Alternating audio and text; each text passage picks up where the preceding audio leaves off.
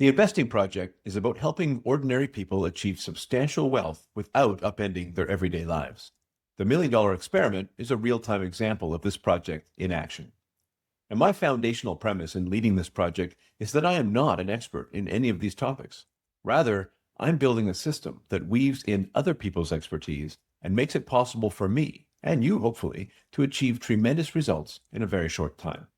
So remember, I'm not a financial advisor. So don't just blindly copy me. Instead, use this as a framework to integrate your own choice of experts that will help you achieve the results you want.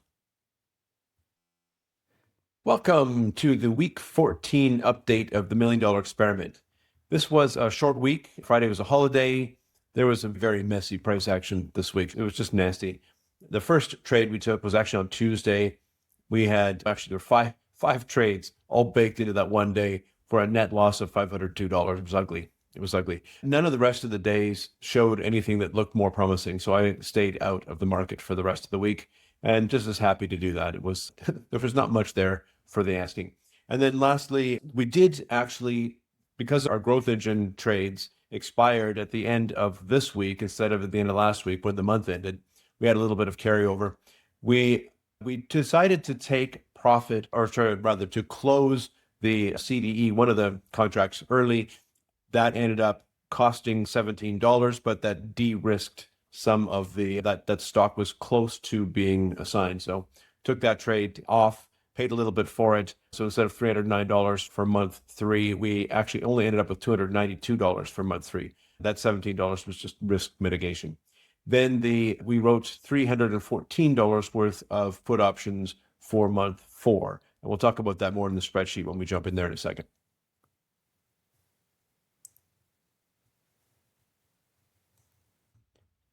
Looking at the details in the spreadsheet, we really only had one day of trading during the week. It was the first day of the week, and unfortunately, it was a very messy day. We had 5 trades with a net loss of $502. Very messy, and there was really nothing else to show for the week. The other days, it was a short week anyway. Friday was a holiday. So the 4 days that we had to choose from were all messy. Fortunately, I had the presence of mind not to put on any stupid trades on the rest of the week, but the Monday $502 loss was quite enough. Thank you very much. So messy week, nothing to show for that, but we did have the opportunity to put on some trades in the growth engine. So we mentioned that we'd closed the option expiry for the growth engine positions was the end of the week, the 18th of June, even though that extended beyond the official month 3 ending point. But we managed to claim, we could have, I believe, managed to get all of the contracts to expire worthless, but just to be sure, I decided to close the CDE puts ahead of time. Instead of claiming the full amount at 0 and being able to get the full $66, what I ended up doing was buying them back for 17 cents a contract, so $17 times, we just had the one contract. So we ended up with $49 instead of the full 66. And that was a decision. I didn't have to do that. I could have just allowed the option to expire, but the price of the issue was so close that it could have been assigned. And so I didn't really want to take assignment of CDE shares right now because I'm not terribly sure what gold is doing. So I thought it'd be safer on balance to just close it out for the $17. And that way I know we've got the money to deploy in a different way. So I think that was a small price to pay. So I did that. For the IREN expired worthless, so we kept the full $243.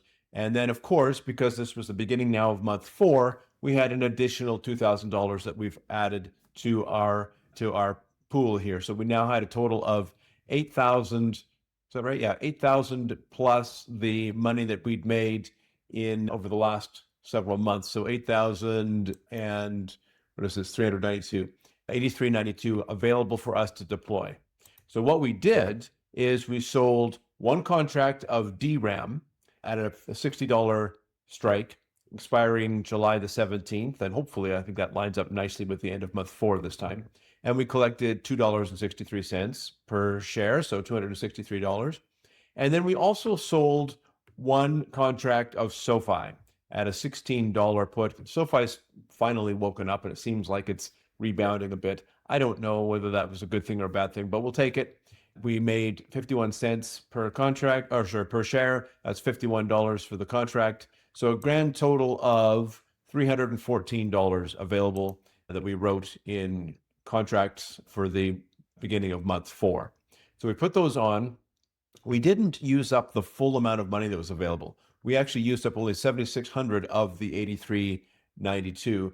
The trouble is, I didn't see anything else that I wanted to buy that would consume that remaining amount of room. So I didn't want to take a chance on things that I didn't think more highly of. So I left it with DRAM and SoFi, and we'll see how that goes for the duration of month 4. Oh, just one more thing before we sign off. If you would like to download the exact plan and blueprint that we're using to drive the $1 Million Experiment, you can download it for free from our website. It's at theinvestingproject.com. The link is in the description. There's also our $1 Million Experiment YouTube channel where you can see all of the trades that we place as we place them.